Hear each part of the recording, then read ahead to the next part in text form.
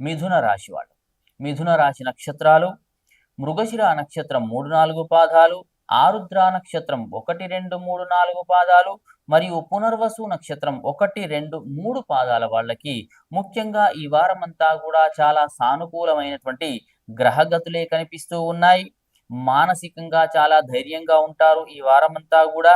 మంచి యోగకారకమైనటువంటి రోజులుగా చెప్పవచ్చు ఈ వారమంతా కూడా. కొత్త ఉద్యోగ ప్రయత్నాలు కానీ, విదేశీ యానాలకు చేసేటువంటి మీ ప్రయత్నాలు కానీ అన్నీ కూడా ఫలవంతమవుతాయి. మరియు మీ యొక్క తోటి పై మిత్రులు కానీ లేదా పై అధికారుల యొక్క ఆలోచనలతో మీరు ముందుకు వెళ్ళడం వల్ల మంచి శుభ ఫలితాలు కలుగుతాయి. ప్రమోషన్లు కానీ, ఇంక్రిమెంట్లు కానీ, ఉద్యోగంలో మార్పులు కానీ జరిగే అవకాశాలైతే ఈ వారంలో ఈ యొక్క మిథున రాశి వాళ్లకు గోచరిస్తూ ఉన్నాయి. మరియు ఉద్యోగంలో, వ్యాపారంలో మంచి మంచి నిర్ణయాలు తీసుకుంటారు. ఆ నిర్ణయాలు అమలుపరచడం వల్ల మీకు పురోభివృద్ధి అనేది పెరిగే అవకాశాలు కనిపిస్తూ ఉన్నాయి. ముఖ్యంగా ధనం విషయంలో తీసుకుంటే కొంత మీరు ధనాన్ని పొదుపు చేయడానికి ప్రయత్నాలు మాత్రం చేయాల్సిన అవసరం ఉన్నది. ఎందుకంటే వృధా ఖర్చులు అనేవి పెరుగుతాయి. అది కుటుంబ పరంగా కానీ లేదా మీ యొక్క బంధువుల, స్నేహితుల విషయంలో కానీ కొంత ఖర్చు అనేది అధికమయ్యే అవకాశాలు కనిపిస్తున్నాయి. కారణంగా మీరు కొంత ఖర్చును తగ్గించుకొని పొదుపు చేస్తే చాలా భవిష్యత్తులో మీకు మంచి జరిగే అవకాశాలు కనిపిస్తూ ఉన్నాయి.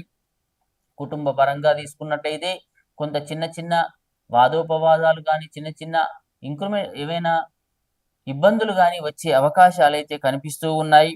కాబట్టి ఈ ఖర్చు విషయంలో తగ్గించుకోవడమే మంచిది.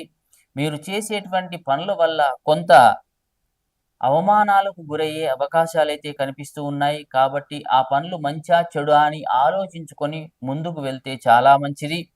విద్యార్థులకు మాత్రం చాలా మంచి కాలము మిథున రాశి వాళ్లకు. రాజకీయ నాయకులకు మాత్రం కొంత ఇబ్బందికరమైనటువంటి పరిస్థితులే గోచరిస్తూ ఉన్నాయి. భూ వాహన కొనుగోలు విషయంలో కానీ మంచి జరుగుతుంది ఈ వారమంతా కూడా. వ్యాపారంలో కూడా ధనం అనేది రాబడి అనేది కొంత పెరిగే అవకాశాలు అయితే మిథున రాశి వాళ్ళకు కనిపిస్తూ ఉన్నాయి. కాబట్టి హనుమాన్ చాలీసా పఠనం చేయండి. ఆ యొక్క హనుమాన్ దేవాలయ దర్శనం చేసుకోండి. ఆ సింధూరాన్ని నుదుట ధరించండి. దానివల్ల శుభం జరుగును. మీ అదృష్ట సంఖ్య 2.